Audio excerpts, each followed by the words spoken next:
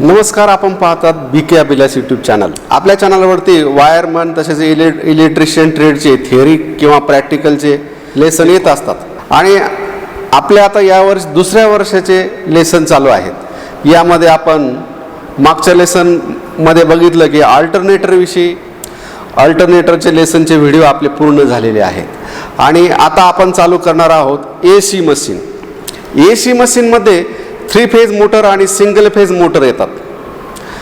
मग AC machine किंवा याला आपण काय म्हणतो की ज्या मशीन AC सप्लायवर चालतात त्याला AC मशीन म्हणतात. आणि यामध्ये आजचा आपला लेसन असणार आहे single phase Motors. Single phase 3 phase या शब्दावरूनच आपल्याला समजतं की AC सप्लायवर चालणाऱ्या मोटर्स आहेत आणि म्हणून सिंगल फेज AC मोटरची माहिती आजच्या लेसनमध्ये आपण पाहणार आहोत. विद्यार्थ्यांना आपल्याला माहिती आहे की सिंगल फेज मोटर आपल्या दैनंदिन जीवनामध्ये त्याचा फार वापर होतो. आपण पाहतो आपल्या घरामध्ये फॅन असेल, त्या फॅनमध्ये सिंगल फेज मोटर असते. त्याचप्रमाणे फ्रीज असेल, वॉशिंग मशीन असेल, हेअर ड्रायर असेल. त्याचप्रमाणे अजून काय असेल, घरामध्ये सिंगल फेज मोटरचा वापर बघा कसा कसा केला जातो. सिलिंग फॅन, टेबल फॅन, त्याचप्रमाणे फ्रीज आहे, मिक्सर, हेअर ड्रायर, सिलाई मशीन, हँड ड्रिल मशीन. याच्यामध्ये सिंगल फेज युनिव्हर्सल मोटर असते. त्याच्याप्रमाणे व्हॅक्यूम क्लिनर, वॉशिंग मशीन या प्रकारचे जे उपकरण आहेत याच्यामध्ये सिंगल फेज मोटरचा वापर केलेला असतो. आपल्या हौदावरची मोटर असेल, ट्यूब मोटर आपण म्हणतो, त्या ठिकाणी सुद्धा सिंगल फेज मोटर असते. म्हणजे दैनंदिन जीवनामध्ये सिंगल फेज AC मोटरचा फार प्रमाणामध्ये वापर होतो. त्याचप्रमाणे 3 फेज मोटरचाही इंडस्ट्रीमध्ये जास्त प्रमाणामध्ये 3 फेज मोटरचा वापर होतो. परंतु सिंगल फेज मोटरचे लेसन संपल्यानंतर आपण 3 फेजची माहिती आपण नंतर पाहणार आहोत. मग यामध्ये सिंगल फेज मोटर जे असतात त्याच्या हॉर्स पॉवर किंवा पॉवर रेटिंग जे असते ते किती असते, तर 0.125 HP पासून अर्धा 1.5 HP किंवा 2 HP पर्यंत या मोटर बनवलेल्या असतात. म्हणजे कमी हॉर्स पॉवरच्या सिंगल फेज मोटर बनवले जातात 3 फेज मोटरच्या तुलनेमध्ये. 3 फेज मोटर आपल्याला जास्त हॉर्स पॉवरचे बनवलेले असतात. तर त्याच्याबद्दल आपण माहिती आपण नंतरच्या लेसनमध्ये पाहणार आहोत. तरी आज आपण पाहणार आहोत की सिंगल फेज मोटरची माहिती. यामध्ये समजण्याचा भाग असा आहे की सिंगल फेज मोटर ज्या आहेत या सेल्फ स्टार्ट नसतात, म्हणजेच या स्वयंचलित नसतात, स्वतःहून त्या चालू होत नाहीत. परंतु तुम्ही म्हणणार आताच आपण जे काही उपकरणं पाहिले तर त्याच्या इलेक्ट्रिकचं स्विच ऑन केल्यानंतर मोटर चालू होते, फॅन चालू होतो, फ्रीज चालू होते, मिक्सर चालू होतं, आपलं वॉशिंग मशीन चालू होते. मग स्वयंचलित नसतात म्हणजे काय, तर याबद्दलही आपण माहिती पाहणार आहोत. त्याच्या अगोदर पाहणार आहोत आपण सिंगल फेज मोटर म्हणजे काय. तर यामध्ये याची व्याख्या आपण जर समजण्याचा प्रयत्न केला तर काय आहे की जे मोटर किंवा जे यंत्र विद्युत ऊर्जेचं रूपांतर यांत्रिक ऊर्जेमध्ये करते त्याला आपण मोटर्स असा म्हणतो. किंवा AC विद्युत ऊर्जा दिली आपण, AC इलेक्ट्रिक सप्लाय दिला असता मोटर चालू होते, त्याला आपण AC मोटर असं म्हणणार. ही त्याची व्याख्या आपण म्हणू शकतो. त्याचप्रमाणे याची कार्यपद्धती आपल्याला समजून घ्यायची आहे. त्याच्या अगोदर आपण रचना कशी असणार ते समजून घेऊ. तर 3 फेज मोटर आणि सिंगल फेज मोटरच्या रचनेमध्ये फरक नाही आहे, सारखंच आहे. फक्त 3 फेज मोटरमध्ये 3 फेज वाइंडिंग केलेली असते आणि सिंगल फेज मोटरमध्ये सिंगल फेज वाइंडिंग केलेली असते. मग याच्यामध्ये दोन भाग असतात. एक स्थिर भाग असतो आणि एक फिरणारा भाग असतो. कोणतीही मोटर असतो त्याच्यामध्ये 2 मुख्य पार्ट असतात. स्थिर भागाला आपण स्टेटर म्हणतो, त्याच्यामध्ये स्टेटर वाइंडिंग केलेली असते आणि त्याला सिंगल फेज मोटर असेल तर सिंगल फेज सप्लाय दिलेला असतो, 3 फेज मोटर असेल तर 3 फेज सप्लाय दिला असतो. तो स्थिर भाग आहे. तो कसा असणार आहे हे आपण आता समजून घेऊया. जसं इथे बघा आपण या आकृती काढलेली इथे सिंगल फेज मोटरचा हा मेन बॉडी असते, याला योक आपण म्हणतो आणि याला इथं टर्मिनल ब्लॉक आहे, हे फाउंडेशन या ठिकाणी म्हणतो. हा पोकळ भाग आहे, ही अशी फ्रेम आहे आणि याच्यामध्ये हा भाग बसवलेला असतो. का अनेक सिलिकॉन स्टीलच्या चकत्या एकत्र करून हा भाग इथे बनवलेला आहे. सिलिकॉन स्टीलच्या चकत्या एकत्र करून हा भाग बनवलेला असतो. कोणताही कोर असेल याला कोर आपण म्हणतो. कोणतेही मोटर असेल, मग ते AC मोटर असो, DC मोटर असो, त्याचे जे पार्ट बनलेले असतात या सिलिकॉन स्टीलच्या चकत्या त्याला आपण स्टॅम्पिंग म्हणतो, त्या एकत्र जोडलेल्या असतात, रिवेटिंग केलेलं असतं आणि हा भाग बनवलेला असतो. याच्यामध्ये हे गाळे असतात. याच्यामध्ये 3 प्रकारचे गाळे किंवा स्लॉट्स असतात. Semi close type, open type आणि क्लोज टाईप अशा प्रकारचे याच्या ठिकाणी गाळे असतात. आणि यामध्ये काय केलेलं असतं की वाइंडिंग केलेली असते. या स्टेटरवरती वाइंडिंग केलेली असते. इथून अशा प्रकारची वाइंडिंग केलेली असते. याच्यामध्ये या गाळ्यामधून वाइंडिंग केलेली असते.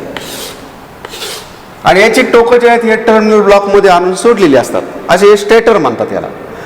हा भाग याच्यामध्ये बसवला असतो. इकडून याला सप्लाय दिला असतो. हा स्थिर भाग आहे म्हणून याला स्टेटर म्हणतात. आणि दुसरा पार्ट ज्या पोकळीमध्ये बसवला असतो, आता इथे अर्थातच इथं हे एंड प्लेट असतात अशा या दोन्ही बाजूला. आणि याच्यामध्ये बेरिंगची व्यवस्था केली असते. आणि बेरिंगमध्ये हे शाफ्ट बसवला असतो. हा शाफ्ट आहे. हा रोटरचा भाग आहे. हा रोटर म्हणजे रोटेटिंग पार्ट, फिरणारा भाग आहे. पण याची रचना कशी असते इथे आपण दाखवलेली. या 2 रिंग असतात इथे. ह्या ॲल्युमिनियमच्या 2 रिंग असतात. आणि याचे हे निळ्या कलरमध्ये आणि हे दुसरे याला आपण रोटर बार म्हणतो. रोटर बार असतात. वाइंडिंग केलेली असते. आणि त्याची टोकं ह्या एंड रिंगला शॉर्ट केलेली असतात. इकडचं टोक या एंड रिंगला बसवलेलं आहे. इकडचं टोक या एंड रिंगला बसवलेलं आहे. अशा प्रकारे याची रचना असते. आणि ह्या आकृतीकडे जर आपण बघितलं तर ही एक पिंजऱ्याप्रमाणे रचना असते. स्क्विरल केज रोटर याला आपण म्हणतो. स्क्विरल केज म्हणजे काय, गोल पिंजऱ्यासारखी रचना. असे तिरपे या ठिकाणी याला रॉड बसवलेले असतात. याला रोटर बार आपण त्याला म्हणतो. तर हे असे असतात. इथे हे दाखवले. इकडे शाफ्ट दाखवला आहे. हा शाफ्ट इथं बेरिंगमधून बाहेर येणार असा इकडून आणि सहज फिरेल अशी व्यवस्था बेरिंगच्या सहाय्याने आपण केलेली असते. तर अशा प्रकारे मुख्य 2 हे स्टेटर आणि रोटर हे पार्ट असतात सिंगल फेज मोटरमध्ये. तर यामध्ये याची कार्यपद्धती कशी असणार आहे हे आपण समजून घ्यायचं. तर मगाशीच एक प्रश्न आपण बघितला होता की सिंगल फेज मोटर ह्या सेल्फ स्टार्ट नसतात, स्वयंचलित नसतात, स्वतःहून चालू नसतात. म्हणजेच काय हे आपण आता समजून घेऊ. याच्यामध्ये काय असतं की ह्या स्टेटरमध्ये जर एकच वाइंडिंग आपण केली एका फेजवर चालणारी, सरळ अर्थ आपण जर घेतला तर सिंगल फेज मोटर असेल तर सिंगल फेज वाइंडिंग असेल. म्हणजे एकच वाइंडिंग जर आपण केली आणि त्याला जर आपण सप्लाय दिला तर काय होतं की याच्या कार्यपद्धती अशी आहे ते समजून घ्यायचे आपल्याला की चुंबकीय क्षेत्र या वाइंडिंगला सप्लाय दिल्यानंतर त्याच्या भोवती चुंबकीय क्षेत्र निर्माण होतो. परंतु एकच वाइंडिंग असेल तर काय होतं की याच्या भोवती बदलणाऱ्या चुंबकीय रेषा निर्माण होतात. जसं आपण हे साइन वेव्हच्या बाबतीत आपण पाहिलं होतं. Positive half cycle, negative half cycle या ठिकाणी असते. स्टेटर कंडक्टरमध्ये ज्या चुंबकीय रेषा निर्माण होतात त्या जर सिंगल फेज असतील तर काय होणार, त्या बदलणाऱ्या असणार. त्याची दिशा बदलत राहणार इथं सारखी पॉझिटिव्ह निगेटिव्ह हाफ सायकलला. आणि त्या चुंबकीय रेषा ज्या आहेत स्टेटरच्या चुंबकीय रेषा या रोटरकडून कट होतात. आणि रोटरकडून कट झाल्यामुळं या रोटरमध्ये एडी करंट निर्माण होतो आणि याच्या भोवती ही चुंबकीय रेषा निर्माण होतात. तर काय होतं की जर एकच वाइंडिंग असेल तर या बदलणाऱ्या चुंबकीय रेषांमुळं या रोटरवरती टॉर्क निर्माण होत नाही, विरुद्ध टॉर्क निर्माण होतो. पॉझिटिव्ह हाफ सायकलला जर त्याची दिशा जर अशी असेल तर याच्यानंतर याची विरुद्ध दिशा निर्माण होते. एकमेकाच्या विरुद्ध टॉर्क रोटरवर निर्माण झाल्यामुळं रोटर फिरत नाही, लॉकिंग पोझिशन निर्माण होते. आणि म्हणून काय की सिंगल फेज मोटर ह्या सेल्फ स्टार्ट नसतात. आणि म्हणून काय केलं असतं की स्टार्टिंग करण्याची जी व्यवस्था अशी केलेली असते मोटरमध्ये की 2 प्रकारच्या वाइंडिंग टाकलेल्या असतात. या ठिकाणी फेजची विभागणी करण्यासाठी 2 वाइंडिंग त्या ठिकाणी केलेल्या असतात. तर मुख्य वाइंडिंग तर याच्यामध्ये असते, त्याला आपण मेन वाइंडिंग म्हणतो. आणि दुसऱ्या प्रकारची जी वाइंडिंग असते त्याला आपण स्टार्टिंग वाइंडिंग म्हणतो. अशा 2 प्रकारच्या वाइंडिंग या ठिकाणी केलेल्या असतात. आणि त्या वाइंडिंग काय केल्या असतात, पॅरललमध्ये जोडलेल्या असतात. आणि या 2 वाइंडिंगमुळे काय होतं हे आपण आता समजून घेऊ. सिंगल फेज मोटरला सेल्फ स्टार्ट करण्यासाठी काय केलं असतं की 2 फेज वाइंडिंग केलेली असते. 2 वाइंडिंग सुरुवातीला टाकलेल्या असतात आणि त्याच्यामध्ये फेज डिफरन्स निर्माण केलेला असतो. तर काय ठिकाणी काय केलं असतं या ठिकाणी की इथे आपण पाहतो इथे 2 वाइंडिंग या ठिकाणी केलेल्या असतात. जसं ही एक वाइंडिंग आहे आणि दुसरी एक वाइंडिंग आहे. या 2 वाइंडिंग एकमेकांच्या पॅरलल जोडलेल्या असतात. इकडे सप्लाय दिलेला आहे.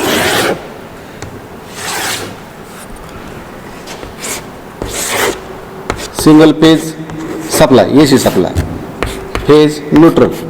तर याला आपण मेन वाइंडिंग किंवा रनिंग वाइंडिंग म्हणतो. मेन वाइंडिंग किंवा रनिंग वाइंडिंग.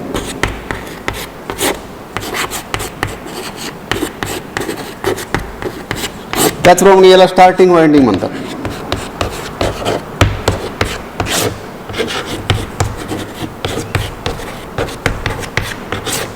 ह्या इलेक्ट्रिकली 90 अंशामध्ये फेज डिफरन्सने 2 वाइंडिंग केलेले असतात. रनिंग वाइंडिंग स्टेटरच्या तळाशी असतील, त्याच्यानंतर स्टार्टिंग वाइंडिंग केलेली असते. तर या 2 वाइंडिंगमध्ये काय केलं असतं, फेज डिफरन्स अशा प्रकारे निर्माण केलेला असतो की रनिंग वाइंडिंगचा जो आहे, इथं आपण लिहूया रनिंग वाइंडिंग आणि स्टार्टिंग वाइंडिंग.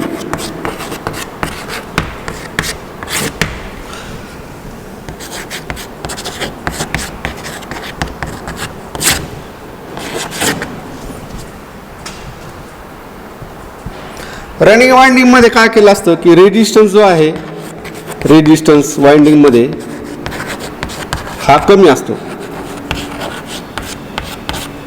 आणि इंडक्टन्स जो आहे वाइंडिंगचा जास्त असतो, जास्त असतो. त्यामध्ये स्टार्टिंग वाइंडिंगमध्ये कसं केलं असणार की रेजिस्टन्स जो आहे हा जास्त आहे याचा आणि इंडक्टन्स जो आहे हा कमी असतो स्टार्टिंग वाइंडिंगमध्ये. आणि दोन्ही वाइंडिंग 90 अंशाने बसवले असतात. याचा जर आपण डायग्राम काढण्याचा जर प्रयत्न केला तर कसा येईल तो इथे आपण बघूया. तर हा जर व्होल्टेज आपण म्हटलं तर याच्यामध्ये लॅगिंग रनिंग वाइंडिंगचं इंडक्टन्स जास्त असल्यामुळं ही 90 अंशाने लॅगिंग आहे. समजा याचा करंट आहे IR असा असणार आहे, कारण याच्यामध्ये रेजिस्टन्स कमी आहे, इंडक्टन्स जास्त आहे असं आपण धरूया. स्टार्टिंग वाइंडिंगमध्ये काय असतं की याचा रेजिस्टन्स जास्त आहे, त्यामुळे जवळजवळ व्होल्टेजचे इन फेज असते जवळजवळ, परंतु याच्यामध्ये ही इंडक्टन्स असल्यामुळं हा जो करंट आहे थोडा व्होल्टेजच्या लॅगिंग असतो IS. परिणामी करंट कसा येतो IR आणि ISचा, तर हे असा येणार, हे असा येणार सर्किटचा करंट. आणि याच्यामध्ये जो थिटा निर्माण होतो फाय, स्टार्टिंग वाइंडिंग आणि रनिंग वाइंडिंगमध्ये जो फेज डिफरन्स निर्माण केलेला असतो आणि त्यामुळं काय होतं की त्याचा दोन्हीचा जो परिणामी करंट आहे आणि त्याच्यामुळे जे चुंबकीय रेषा निर्माण होतात त्याला रिझल्टंट फ्लक्स असे म्हणतात. स्टार्टिंग वाइंडिंगचे फ्लक्स, रनिंग वाइंडिंगचे फ्लक्समध्ये फेज डिफरन्स निर्माण केल्यामुळे परिणामी फ्लक्स जे असतात ते रोटेटिंग निर्माण होतात, फिरते चुंबकीय क्षेत्र निर्माण होतं. या 2 वाइंडिंगच्या फेज डिफरन्समुळं फिरते चुंबकीय क्षेत्र निर्माण होतं आणि त्यामुळं काय होतं, या फिरत्या चुंबकीय क्षेत्रामध्ये आपण रोटर ठेवला असता, स्टेटर वाइंडिंगच्या फिरते चुंबकीय क्षेत्रामध्ये रोटर ठेवला असता काय होतं, रोटरवरती प्रेरणा निर्माण होते, म्हणजे रोटर फिरू लागतो. मग याच्यामध्ये तत्व कसा होतं या ठिकाणी की कोणताही शॉर्ट सर्किटेड कंडक्टर फिरत्या चुंबकीय क्षेत्रामध्ये ठेवला असता तो शॉर्ट सर्किटेड कंडक्टर फिरत्या चुंबकीय क्षेत्राच्या दिशेने फिरू लागतो, असं याचं तत्व आहे. मग याच्यामध्ये शॉर्ट सर्किटेड कंडक्टर म्हणजे काय, रोटर वाइंडिंग, हे रोटर बार आहे शॉर्ट केलेले आहेत दोन्ही रिंगला. असा हा रोटर आपण स्टेटर वाइंडिंगच्या चुंबकीय क्षेत्रामध्ये, फिरत्या चुंबकीय क्षेत्रामध्ये ठेवतो. बस सिंगल फेज मोटरमध्ये स्टार्टिंग आणि रनिंग वाइंडिंगमध्ये फेज डिफरन्स निर्माण केल्यामुळं फिरतं चुंबकीय क्षेत्र निर्माण होतं आणि त्या फिरत्या चुंबकीय क्षेत्रामध्ये आपण शॉर्ट सर्किटेड हे रोटर ठेवल्यामुळं रोटर हा फिरू लागतो. मग याच्यामध्ये काय होतं की चुंबकीय क्षेत्राची दिशा, जी वेग असतो त्याला आपण NS म्हणतो. NS इक्वल टू 120 F/P असं त्याचं सूत्र आहे. NS स्टेटर फ्लक्स जे असतात ते फिरत असतात, त्याचा वेग 120 फ्रिक्वेन्सी, 120 गुणले फ्रिक्वेन्सी आपण पोल असं त्याचं सूत्र आहे. एवढ्या वेगाने ते चुंबकीय रेषा फिरत असतात आणि त्याच्यामध्ये रोटर ठेवल्यामुळं काय होतं की रोटरच्या भोवती चुंबकीय रेषा निर्माण होतात आणि त्या चुंबकीय रेषा लेन्झच्या नियमाप्रमाणे, लेन्झचा नियम काय सांगतो की रोटरवरती ज्या चुंबकीय रेषा निर्माण होतात या ज्या कारणामुळे निर्माण झालेल्या त्यालाच ते विरोध करतात. रोटर भोवती ज्या चुंबकीय रेषा निर्माण होतात या कशामुळे त्या चुंबकीय रेषा निर्माण झालेल्या आहेत, तर स्टेटर फ्लक्स, जे फिरतं चुंबकीय क्षेत्र आहे स्टेटरचं चुंबकीय क्षेत्र, त्या चुंबकीय क्षेत्राला हे विरोध करतात आणि त्याच्यामुळे या निर्माण झालेल्या आहेत स्टेटर चुंबकीय क्षेत्रामुळे आणि त्या स्टेटरच्या चुंबकीय क्षेत्रालाच विरोध करतात. हा लेन्झचा नियम आहे. परंतु या ठिकाणी काय होतं की हे विरोध करत असताना याचा जो वेग आहे हा त्याचा कमी होतो. स्टेटरच्या स्पीड, फ्लक्सच्या स्पीडपेक्षा रोटरचा स्पीड हा कमी असतो नेहमी आणि कमी असल्यामुळं काय होतं की रोटर हा स्टेटरच्या ज्या ठिकाणी फिरतोय चुंबकीय रेषा स्टेटरच्या त्या दिशेनेच रोटरवरती टॉर्क निर्माण होऊन रोटर फिरू लागतो. रोटर फिरू लागतो म्हणजे मोटर फिरू लागते. अशा प्रकारे याची कार्यपद्धती आहे.